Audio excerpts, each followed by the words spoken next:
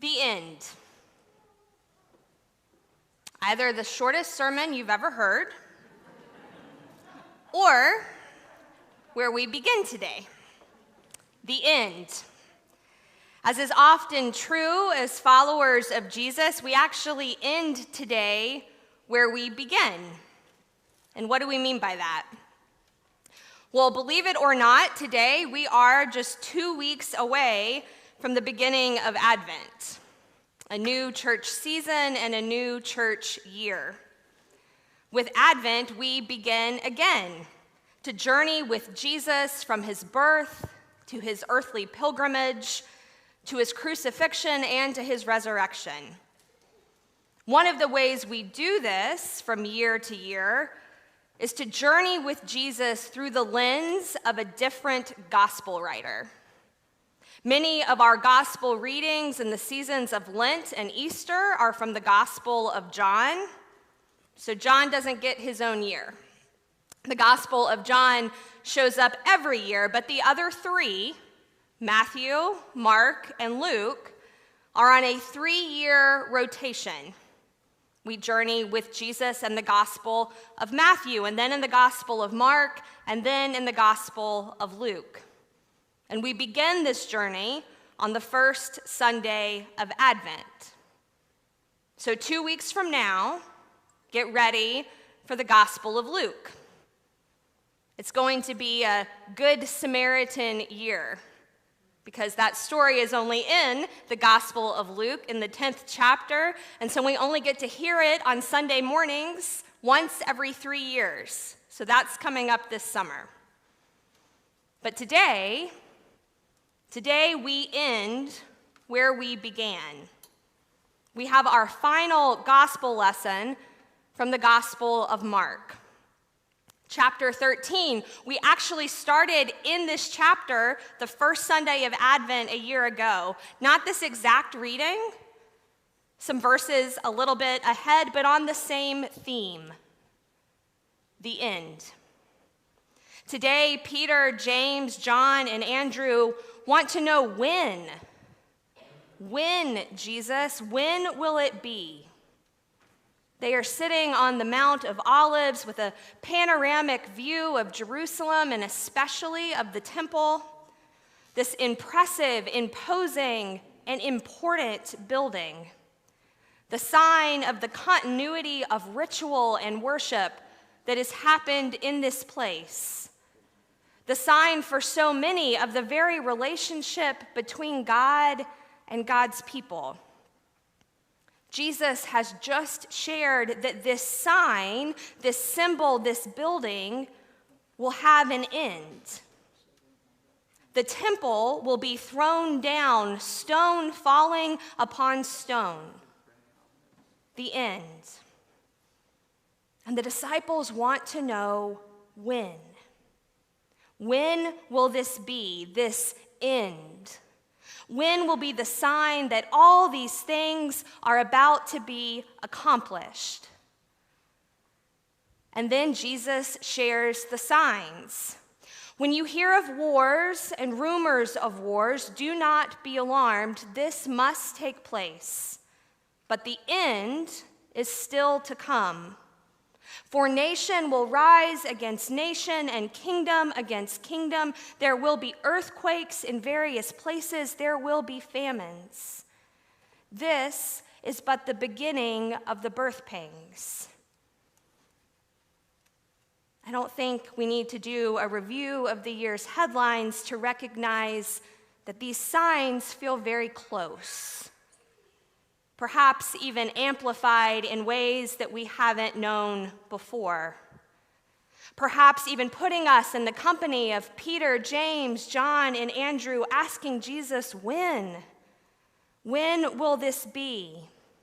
Because the signs seem to be here and present and growing, almost as if we are seeking the end instead of waiting for it. When will this be? And the truth is that we're not unique in feeling this way when we hear these words from Jesus. The truth is that the very first hearers of the Gospel of Mark probably would have felt the same. Mark's Gospel was written about 70 years after Jesus' crucifixion, resurrection, and ascension. But here's what was happening as Mark prepared to invent gospel. Because Mark was the first, he gave us the good news, and he did it with such urgency. There was something going on that spurred him on. And so many times in this past year, Sunday to Sunday, we've heard that phrase, and immediately. That's so Mark. And immediately Jesus did this, and immediately Jesus did that. Mark was urgent in his sharing of the good news. And he was urgent to share because the context of his time was that the temple had been destroyed. The impressive, imposing, and important building, the sign of Hebrew presence and worship, had fallen. Stone by stone, it had fallen down as Rome conquered Jerusalem. As nation rose against nation and kingdom against kingdom, the very foundation of the community quaked in this apocalyptic moment. So as the people heard the words of Mark's gospel, there again would not have had to be a review of the year's events. These signs that Jesus named felt very close as the sight of the pillars of the temple falling, as close as the smell of dust and ashes.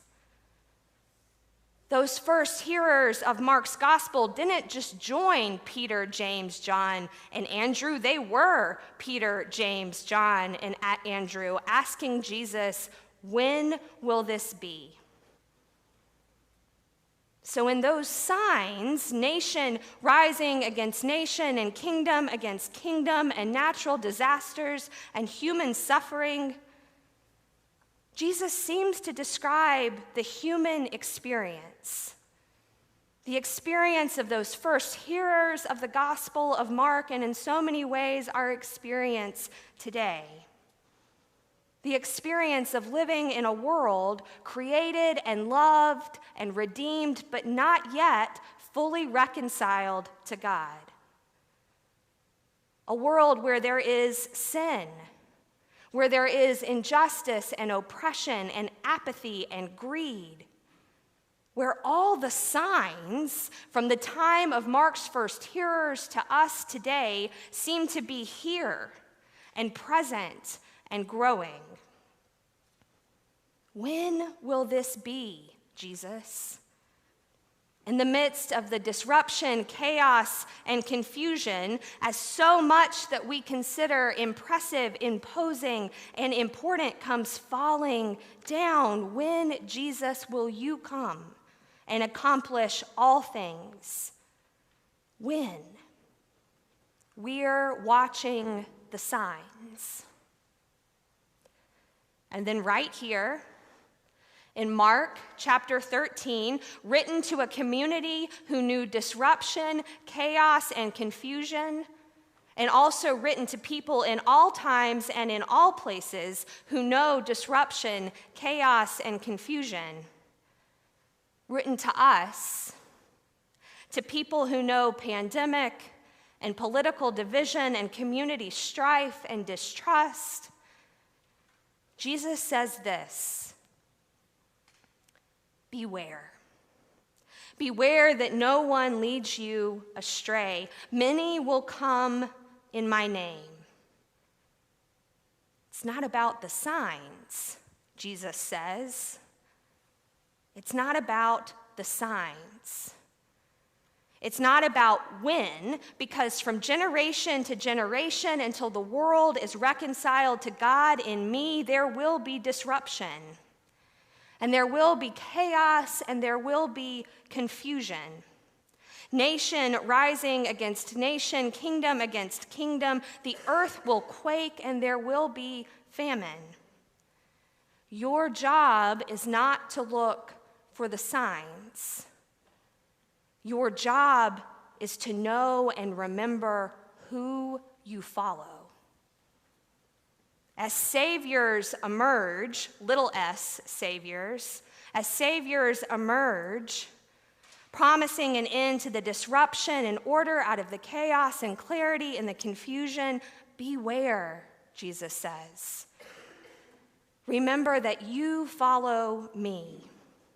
Remember that you follow the way of love, the way of sacrificial love, the way of the cross. Even as the world feels turned upside down, you do not follow easy answers. You do not love your neighbors less. You do not love yourself less. You do not love God less. Remember who you follow.